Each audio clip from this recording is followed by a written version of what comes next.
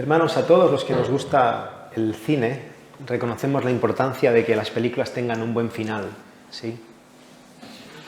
Si una película tiene un buen guión, un buen argumento, está bien dirigida, los personajes están bien trabajados, hay buen sonido, la fotografía es buena, hay una buena banda sonora, todo está perfecto. Pero si la película tiene un mal final, la película nos va a decepcionar. Y la verdad es que cuando eso ocurre es muy frustrante. No sé si os ha pasado, pero a mí me ha pasado, más de lo que me gustaría. Te quedas cuando acaba la película y dices, ¿en serio? ¿Esto ya es todo? Te quedas mirando la pantalla, como van saliendo los créditos, pensando que saldrá otra escena, ¿no? Y te va a aclarar más las cosas. Y te quedas ahí un ratito mirando a ver y ves que no sale nada. Y miras al de al lado y dices, ya está, es todo lo que hay. Y es una sensación un poquito, bastante decepcionante. A todos nos gusta que el final de una historia sea bonito, que tenga sentido, que la historia concluya de forma épica, que nos emocione, que nos haga llorar, que nos haga reflexionar incluso, que ganen los buenos, que pierdan los malos, que triunfe la justicia y que la maldad sea condenada. Y cuando no ocurre eso, cuando no nos cuadra lo que está pasando, nos quedamos con un sabor amargo. Pero esta necesidad que todos tenemos de que toda historia tenga un buen final no es casual, no es casualidad. Y lo cierto es que forma parte de la revelación natural de Dios. Todos nosotros hemos sido creados por un Dios que está contando una historia y la está contando a través de su creación, y como toda buena historia, esta también va en dirección hacia un final. Todos sabemos en el fondo de nuestro corazón que es así, y por eso lo intuimos, incluso lo buscamos cuando vemos o leemos o vemos algún tipo de película o narrativa. Las historias deben tener un principio, una trama y un final, y la historia de este universo no es diferente.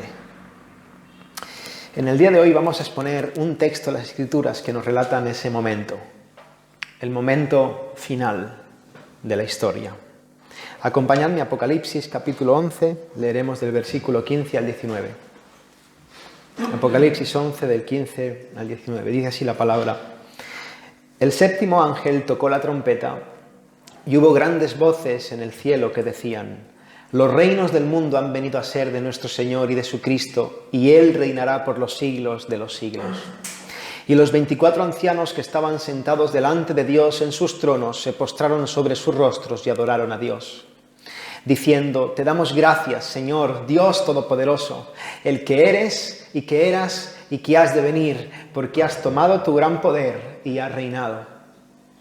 Y se airaron las naciones, y tu ira ha venido, y el tiempo de juzgar a los muertos, y de dar el galardón a tus siervos los profetas, a los santos y a los que temen tu nombre, a los pequeños y a los grandes, y de destruir a los que destruyen la tierra.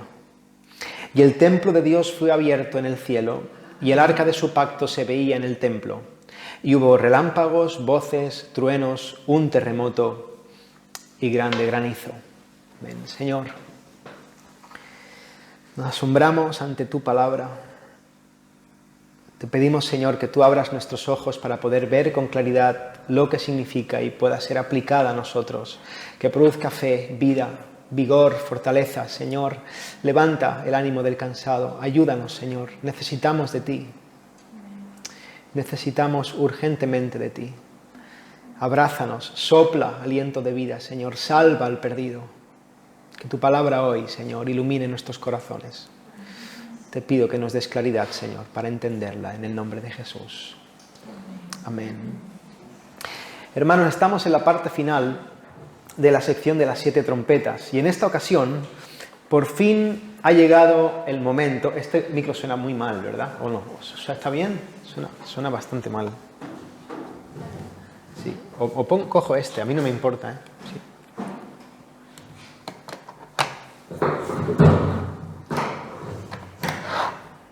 Ahora sí, ¿se oye mejor?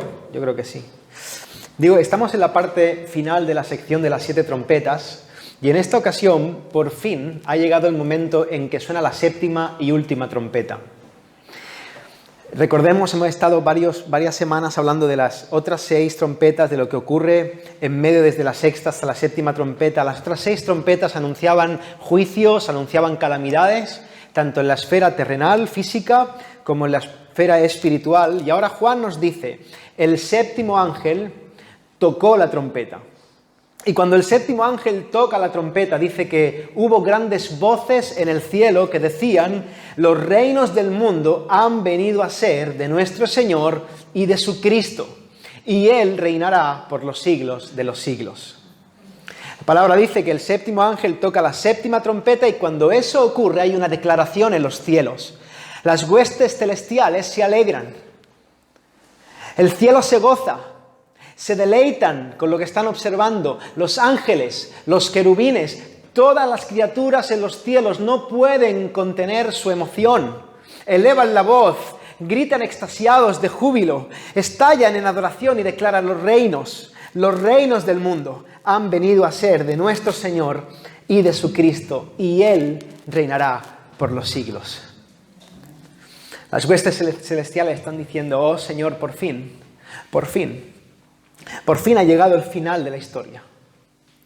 Por fin ha llegado el día en el que has establecido tu reino sobre este mundo. Por fin has consumado la trama que iniciaste en Génesis. En el principio creaste los cielos y la tierra y ahora por fin ha llegado el final de esa historia.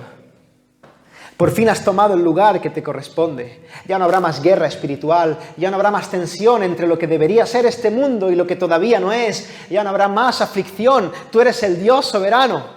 A ti pertenecen todas las cosas. Tú eres el único que tiene el derecho de ocupar el trono y ahora por fin vas a consumar ese legítimo derecho que solamente tú puedes tener.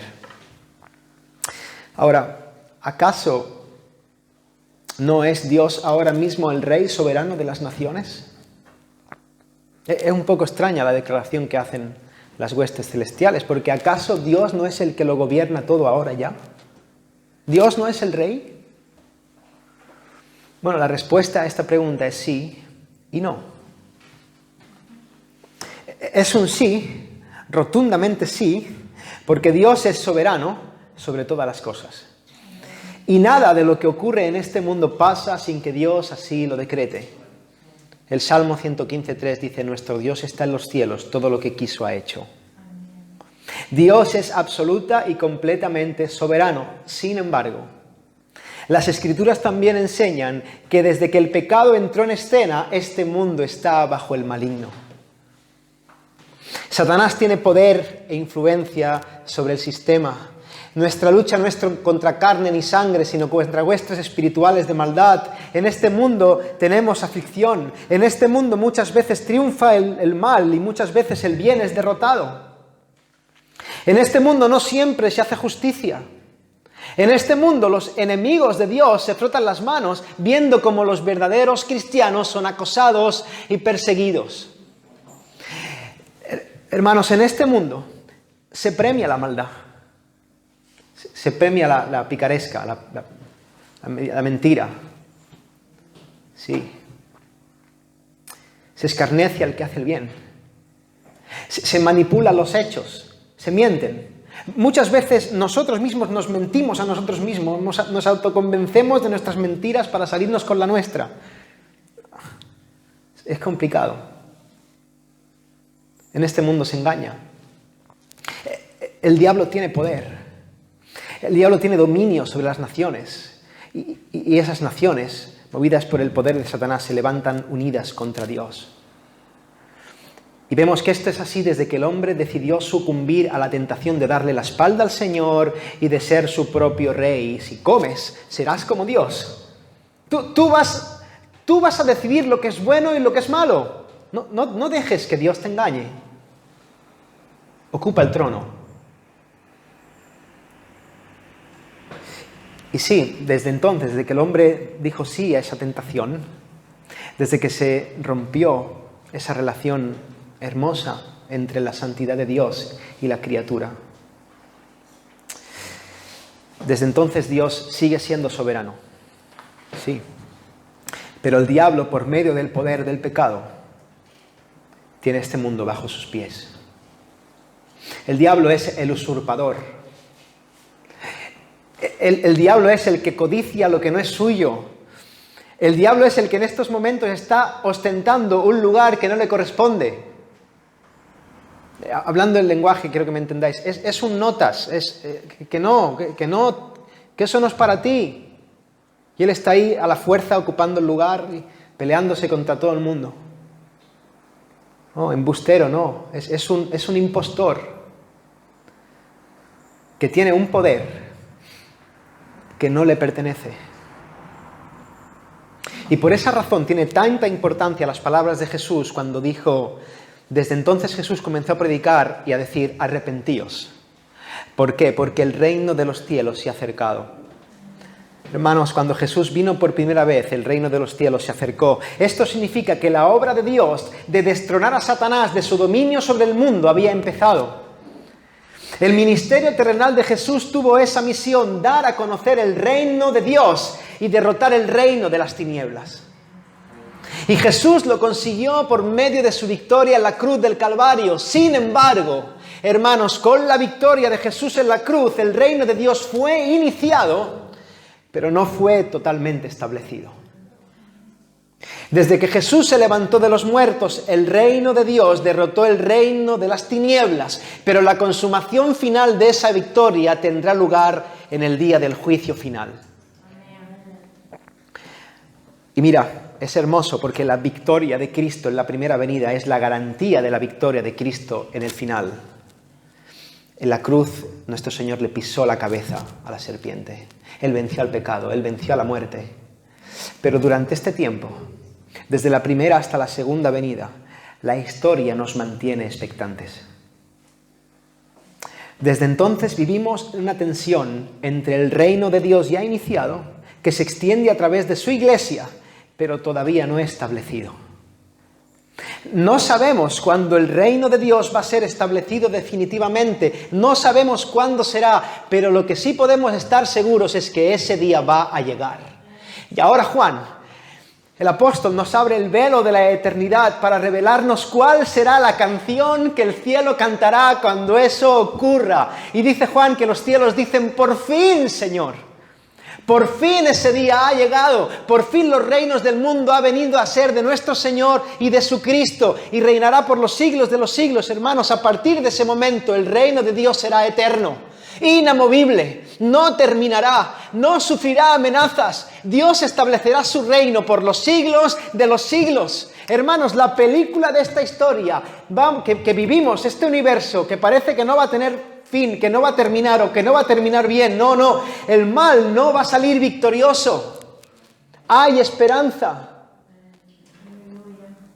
Dios nos enseña en su palabra que esta historia va a tener un final glorioso y que Dios va a reinar para siempre. Y ahora al cántico de los ángeles, al cántico de los querubines, a ese himno celestial que resuena delante del trono de Dios cuando suena la séptima trompeta, vemos como los 24 ancianos se unen a la fiesta.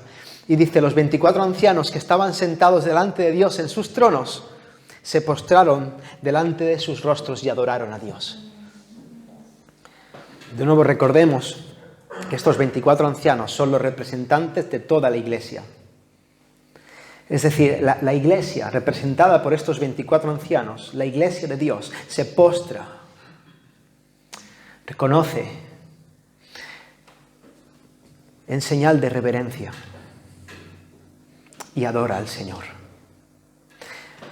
Ellos, estos que están allí esperando ese momento, estaban mordiéndose las uñas, ansiosos. ¿Cuándo va a llegar? Un poco antes en la palabra en Apocalipsis dice, ¿hasta cuándo, Señor, no juzgarás? Ellos son los mismos que han recibido burlas en su vida, los que han perdido sus posesiones, los que se han negado a los placeres de la carne, los que han soportado injurias, los que han recibido persecución, los que han sido amenazados, los que han sido despojados, maltratados, los que han sido quemados en una pira, encarcelados, torturados. Ellos son los que estaban esperando con anhelo que llegara el día en que la séptima y definitiva trompeta sonara desde los cielos y toda esta historia terminara. Estos, hermanos, estos son los redimidos de Dios. Estos somos todos y cada uno de los verdaderos cristianos. Y ahora os podéis imaginar ese momento. El momento en la fiesta definitiva en el cielo, de una solemne y gozosa reverencia ante el poder de Dios. ¿Os podéis imaginar el momento en que todas las cosas se van a poner en su debido lugar y toda causa será juzgada con justo juicio? Y tú y yo, si estamos en Cristo, estaremos allí para cantarlo. Y nos postraremos y adoraremos. Estos 24 ancianos nos representan a todos. Y ahora Juan dice que la iglesia estalla en adoración. Estalla en adoración, estalla en reverencia y se une al cántico de los querubines y se une al cántico de los ángeles. Y en el versículo 17 dice: te damos gracias, Señor Dios Todopoderoso, el que eres y que eras y que has de venir, porque has tomado tu gran poder y has reinado. Ante la consumación de ese momento tan esperado, la iglesia declara con gratitud, la iglesia canta con gratitud.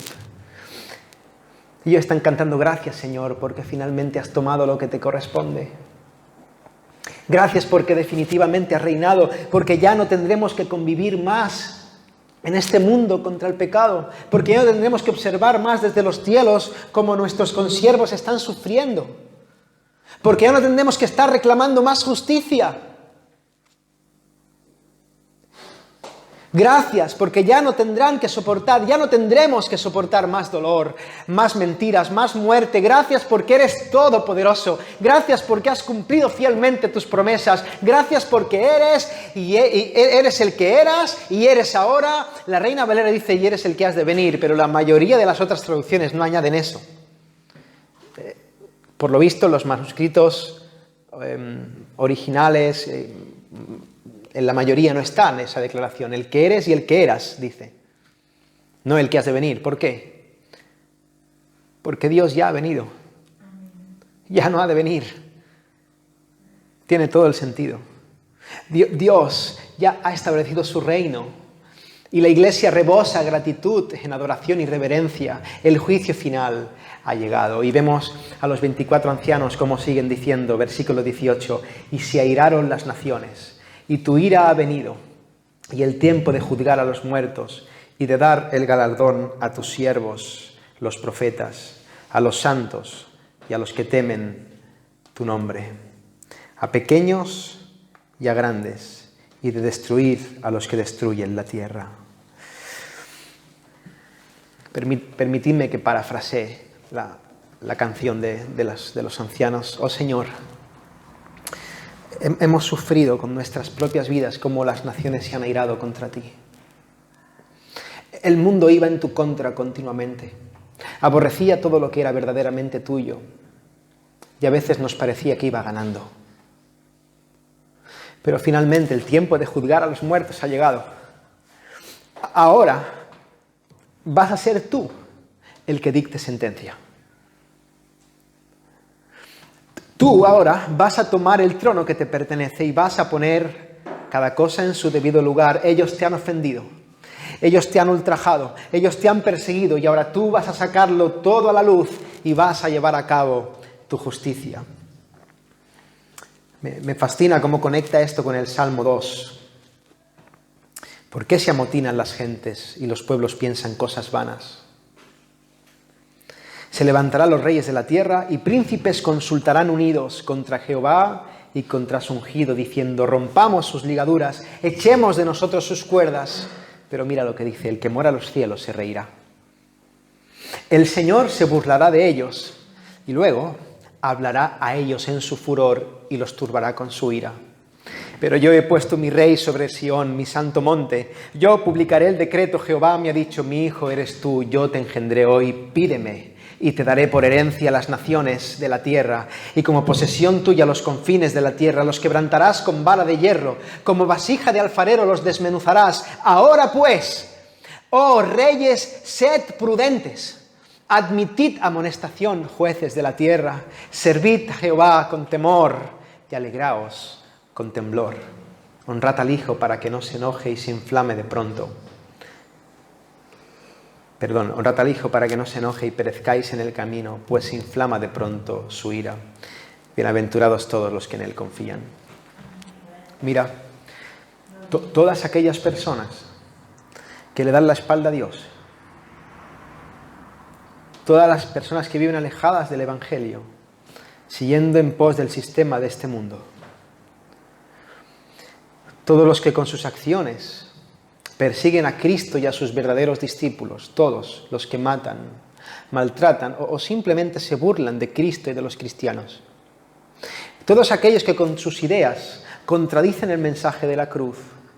Todos aquellos que trabajan unidos para destruir el verdadero cristianismo. Todos los que se jactan pensando que le están ganando la batalla a las Escrituras. Todos los que redefinen el mensaje de la verdad del Evangelio y lo amoldan en pos de sus mentes depravadas.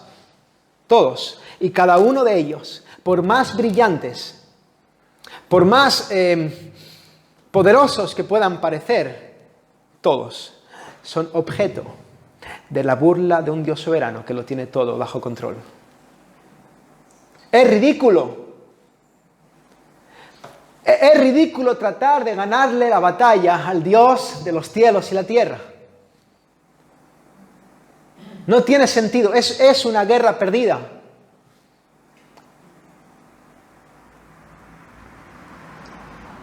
Y todos, absolutamente todos, van a tener que rendir cuentas ante el Creador de los cielos y la tierra.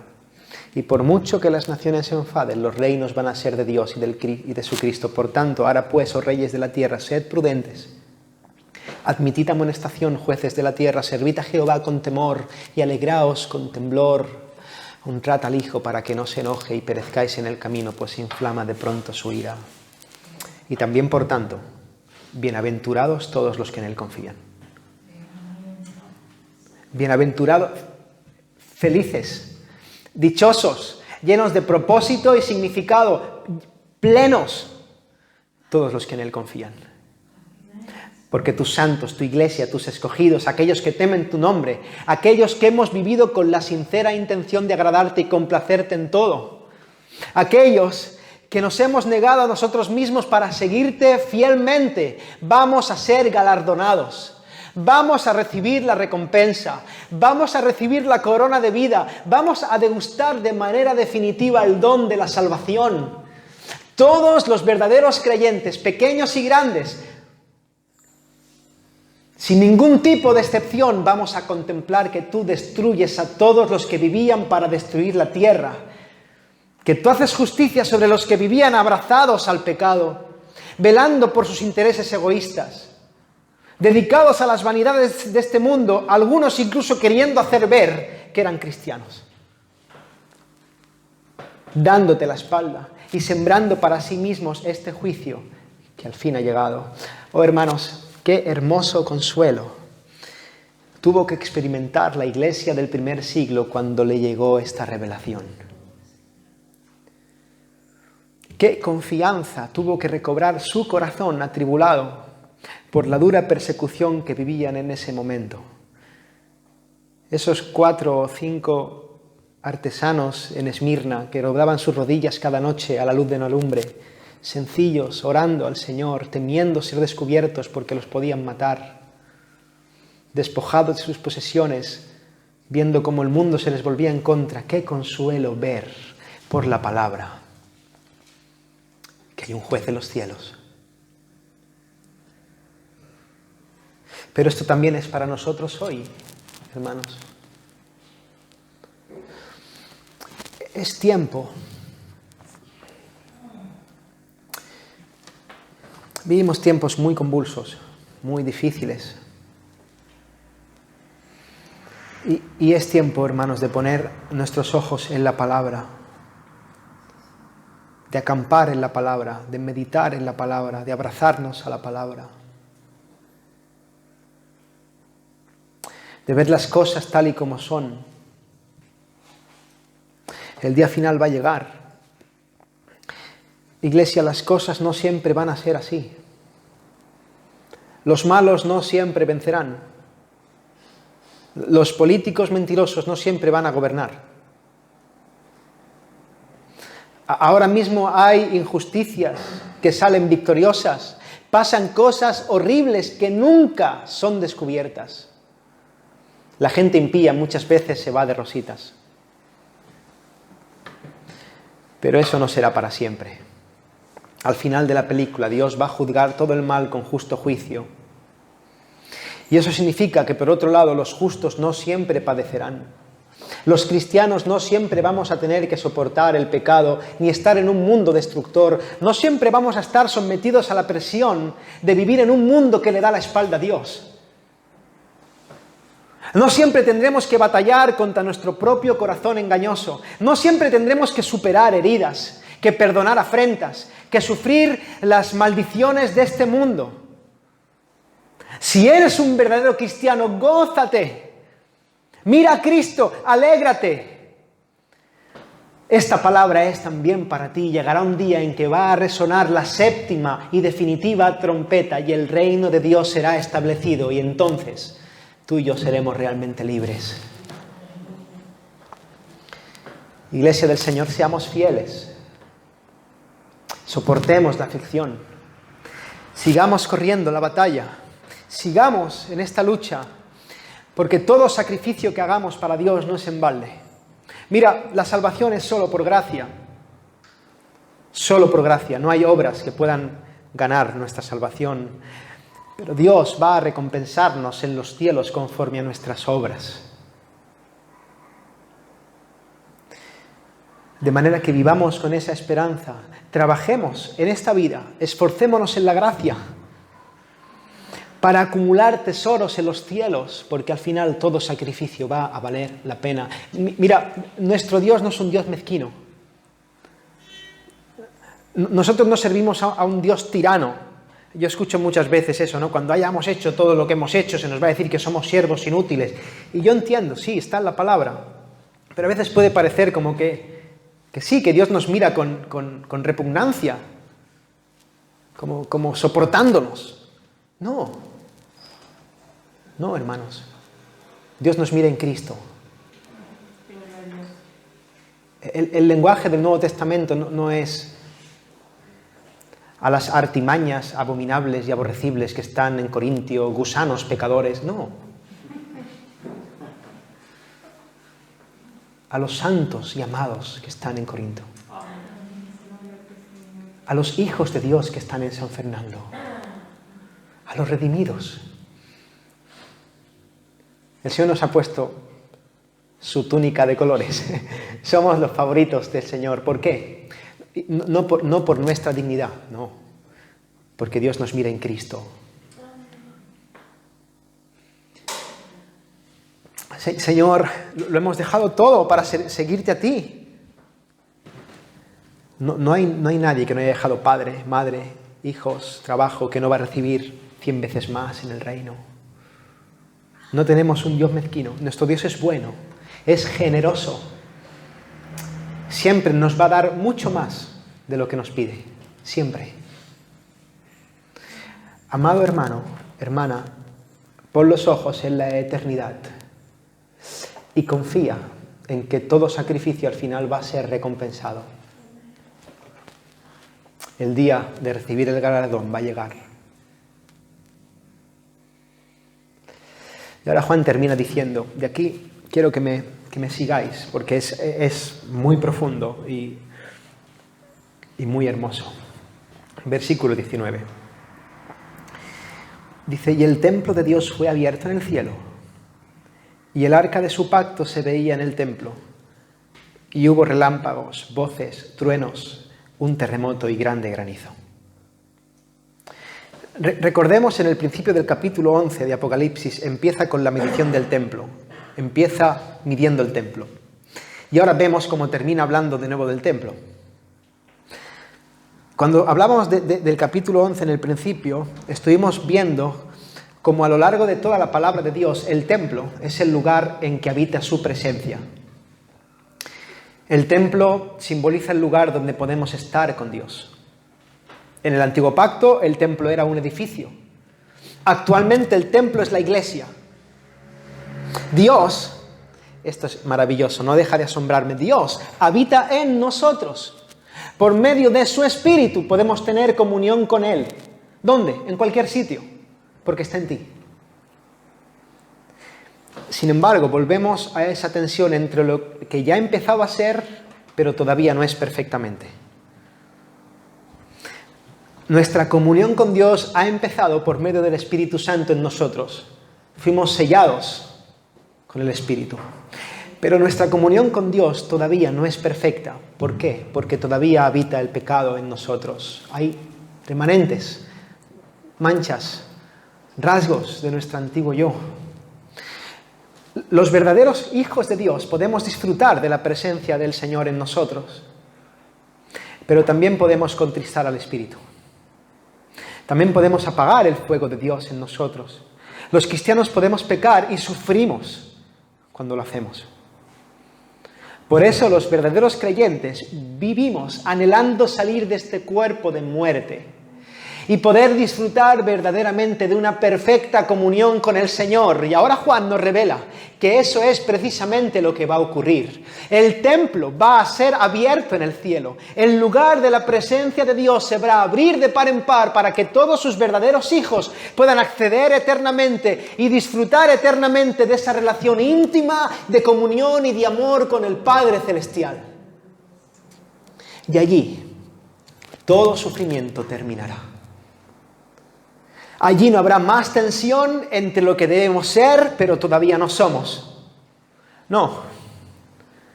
Ahí no habrá más gemido. No habrá más clamor.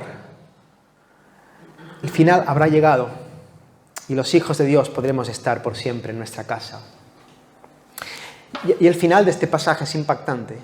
Sígueme, mira lo que dice Juan. Juan nos relata que cuando se abre el templo, dice que se ve el arca en el templo. Se ve el arca y hay relámpagos y voces y truenos y terremotos. En el Antiguo Testamento el arca estaba en el lugar santísimo, el lugar en el que solo accedía el sumo sacerdote una vez al año porque era el lugar que habitaba la presencia de Dios. Tenían que hacerse sacrificios para relacionarse con Dios, para apaciguar la ira que Dios tenía contra el pecado, ¿sí? Y esa arca que estaba en el lugar santísimo contenía las tablas de la ley, los mandamientos. La ley de Dios fue dada en el Sinaí, cuando Dios se manifestó al pueblo de Israel a través de Moisés y le dio la ley, y leemos lo siguiente. Acompañadme a Éxodo, yo lo leo. Éxodo 19 dice: aconteció que al tercer día, cuando vino la mañana, vinieron truenos y relámpagos, y espesa nube sobre el monte, y sonido de bocina muy fuerte, y se estremeció todo el pueblo que estaba en el campamento. Y Moisés sacó del campamento al pueblo para recibir a Dios, y se detuvieron al pie del monte.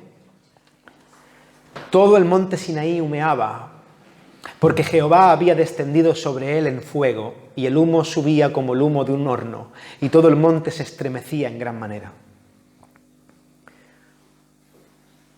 Y ahora, en el pasaje de Apocalipsis, Juan vuelve a presenciar una escena parecida. La gloria de Dios se manifiesta a través de estas señales. Hay relámpagos, hay truenos, hay terremotos, la tierra se estremece. La gloria de Dios ruge desde los cielos. Y Juan ve el arca dentro del templo y nos apunta a lo que ocurrió en el Éxodo para enseñarnos una verdad muy importante que quiero que quede grabada en tu corazón, querido hermano, querida hermana, querido amigo que me escuchas. En la eternidad, la perfecta ley de Dios va a seguir vigente. En el cielo, la ley moral de Dios no será erradicada, sino que será vivida de manera perfecta. En el cielo, mira, en el cielo seremos bienaventurados, felices, dichosos, llenos, estaremos seguros. ¿Por qué? Porque viviremos perfectamente conforme a la ley de Dios, la ley que Dios dio en el Sinaí. En el cielo habrá verdadera felicidad, porque todos viviremos perfectamente la ley del amor, amaremos perfectamente a Dios y amaremos perfectamente a nuestro prójimo. En el cielo Juan ve el arca como símbolo de que su ley dada en el pacto está vigente. Y es en base a esa ley que cuando Dios truene desde los cielos vamos a ser juzgados.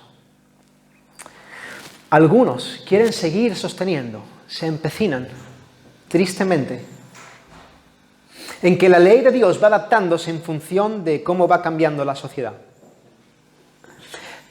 Pretenden moldear al Señor a merced de sus propios deseos, como si Dios fuera una especie de muñeco, no sé, elástico, que se adapta a Él, a nosotros.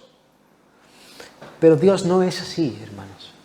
Dios es el mismo ayer y hoy y por los siglos. Su perfecta ley es perfecta. Lo que estuvo bien al principio, lo estará al final. Lo que estuvo mal al principio, estará mal para siempre.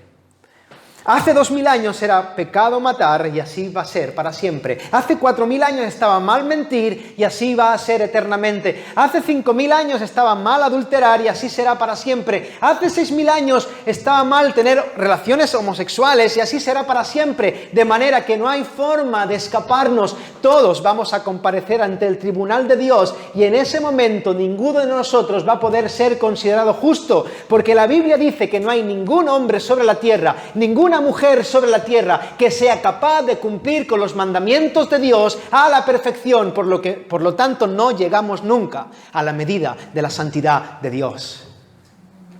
Todos vamos a ser considerados culpables cuando se abra su presencia. Hay mucha gente, de verdad, gente que no es cristiana, que dice: yo quiero ir al cielo, y digo: no sabes lo que estás diciendo.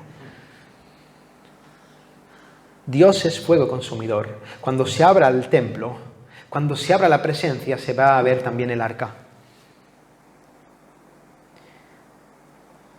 Mientras estemos en este mundo, ninguno de nosotros puede cumplir las exigencias de ese pacto dado en el Sinaí. Por lo que todos merecemos que caiga el terror de los juicios del cielo sobre nosotros. No hay justo ni aun uno. No hay religión que te pueda salvar, idea sofisticada que te pueda salvar, filosofía bien armada que te pueda salvar. Cuando se abra el templo y veas el arca, la ley de Dios te va a acusar. Y todos vamos a ser considerados culpables porque nadie ha podido cumplir con esa ley. Habrá relámpagos, truenos. Sin embargo, hubo uno que sí cumplió ese pacto del arca. Hubo uno que vivió una vida perfecta en obediencia a esa ley. Nuestro Señor Jesucristo es el único que ha vivido en este mundo cumpliendo perfectamente los mandamientos escritos en las tablas que había en el arca. Jesús nunca pecó. Y solamente es por medio de su justicia que podemos ser salvos de la ira de Dios. Nuestro Señor Jesús, lleno de gracia, de verdad, de amor, de ternura, se sentó con sus discípulos a la mesa la noche que iba a ser entregado. Dice, mientras comían, tomó Jesús el pan, lo bendijo y lo partió, dio a sus discípulos y dijo: tomad, comed, esto es mi cuerpo. Y tomando la copa y habiendo dado gracias, les dio, diciendo: bebed de ella todos. Mira lo que dice: porque esto es mi sangre del nuevo pacto, que por muchos es derramada para remisión de los pecados. Iglesia, cuando Jesús vino por primera vez, estableció un nuevo pacto en su sangre. ¿Qué significa esto? Que el nuevo pacto venía a dejar atrás el pacto de Dios que se basaba en cumplir la ley, no porque la ley fuera mala, sino porque nosotros éramos incapaces de poder llegar a cumplir la causa de nuestro pecado. El nuevo pacto, la sangre de Cristo, vino a invalidar el pacto de la ley, pero no porque la ley iba a ser erradicada, no, la ley va a estar vigente eternamente, no se trata de eso, sino porque Jesús vino a cumplir perfectamente la ley en mi lugar. Cuando Él vino por primera vez, el reino de los cielos se acercó a nosotros. Cuando Él vino por primera vez, Él venció a la muerte y al pecado en la cruz. Él nos aseguró vida eterna por medio de su resurrección. Él envió el Espíritu para que habitara en nosotros y poder extender el reino de Dios en la tierra. Y cuando Él vino por primera vez, Él prometió que iba a volver. Y ese momento habrá llegado cuando suene la séptima trompeta. Ahora, Él manda a todo aquel que oye este mensaje que se arrepienta y confíe en su sacrificio para ser salvo. Solamente podemos entrar en el templo eterno.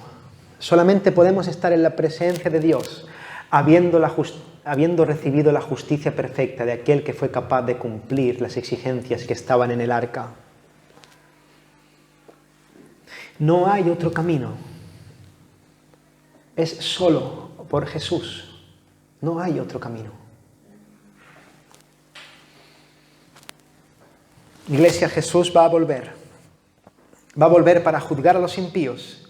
Va a volver para recompensar a su pueblo, para dar galardón a los que le temen, a los santos, a los profetas. Al sonar la séptima trompeta, Jesús volverá por segunda vez para establecer definitivamente su reino. La película de este universo no va a tener un final decepcionante. Esta historia tiene un final glorioso que va a provocar cánticos en el cielo.